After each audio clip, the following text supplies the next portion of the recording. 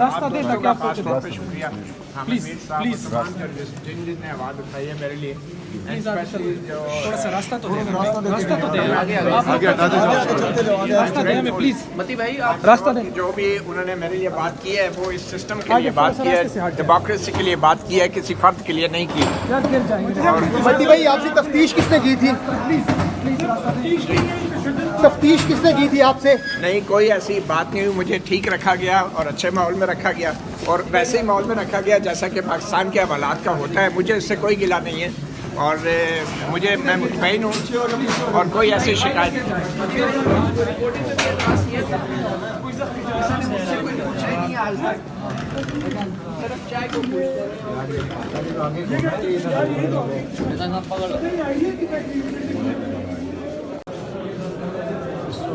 आप देख सकते हैं। थैंक्स टू माई लॉयर्स,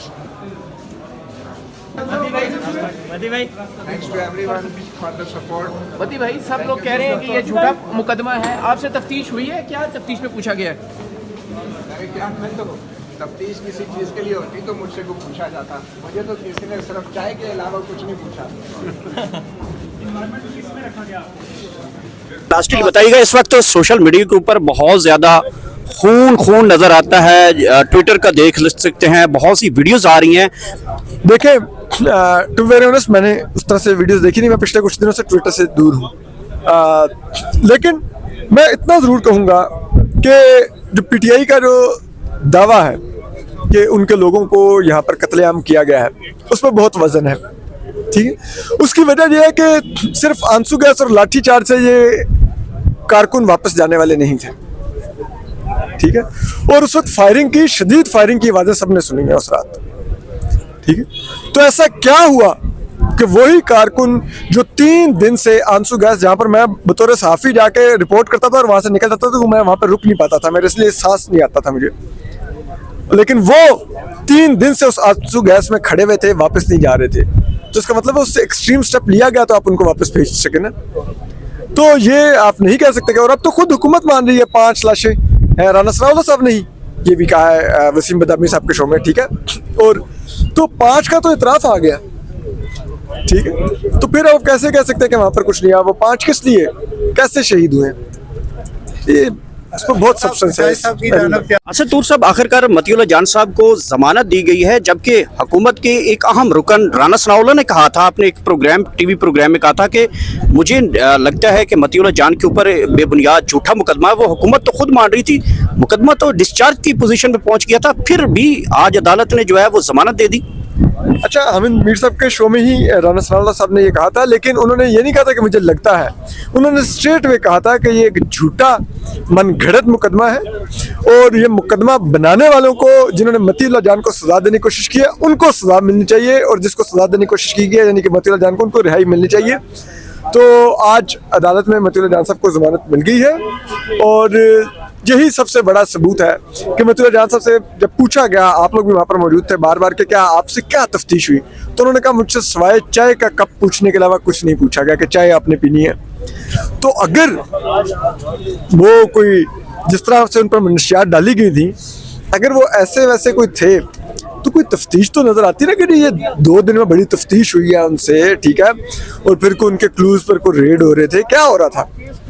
तो सीधा साधी बात थी, एक सहाफ़ी जो हुकूमत का माउथ पीस नहीं था यानी कि मतीउल्लाह जान, आपने उनको खामोश रखना था 4-5 दिन और बाकी कम्युनिटी को मैसेज देना था कि कोई अगर पिम्स अस्पताल के चक्कर लगाएगा तो मनशियात डाल के अंदर भेजेंगे, इतना मकसद था। अच्छा, असद तूर साहब ये बताइएगा कि जो राना सनाउल्लाह की स्टेटमेंट है वो एक हुकूमत के एक अहम ओहदे पे फायज हैं कि हुकूमत ने मुकदमा भी करवाया और हुकूमत मुकर भी रही है कि झूठा मुकदमा है। क्या मतलब इसका कि हुकूमत की ये हुकूमत ने मुकदमा नहीं करवाया, इसका मतलब हुकूमत से कोई और ताकतवर है जिसने मुकदमा ये करवाया होगा?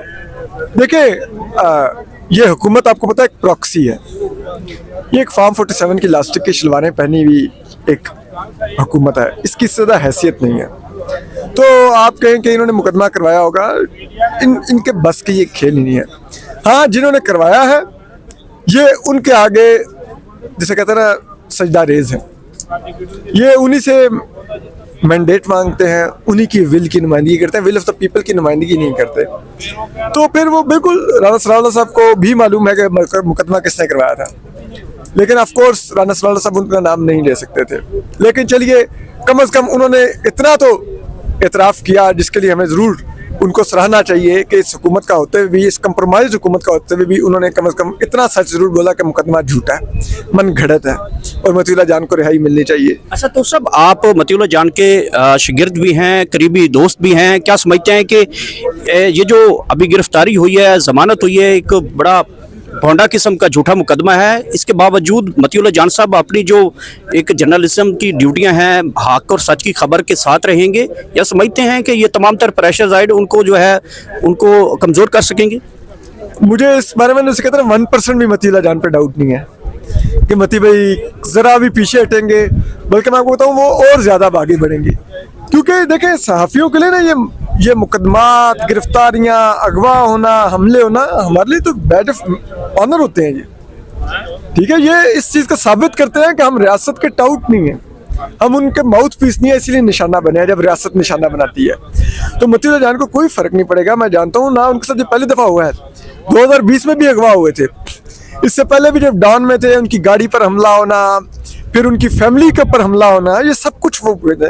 और फैमिली से ज़्यादा आपके लिए कुछ नहीं होता, ठीक है, आप फैमिली के आगे सब कमज़ोर पड़ जाते। लेकिन अगर फैमिली पर हमलों के बावजूद मतीउल्लाह जान नहीं कमज़ोर हुए, तो आपको क्या लगता है कि ये नशिया डाल के, इस किस्म की घटिया प्रोपोगंडे करके ये लोग मतीउल्लाह जान को कंप्रोमाइज़ कर लेंगे? मेरे ख्याल में अगर ये ऐसा समझते हैं तो मेरे ख्याल में मुझे मज़ीद खौफ आता है अपने मुल्क के 24 करोड़ आवाम के लिए कि हमारा मुल्क इतने निकम्मे और इतने घटिया लोगों के हाथ में है।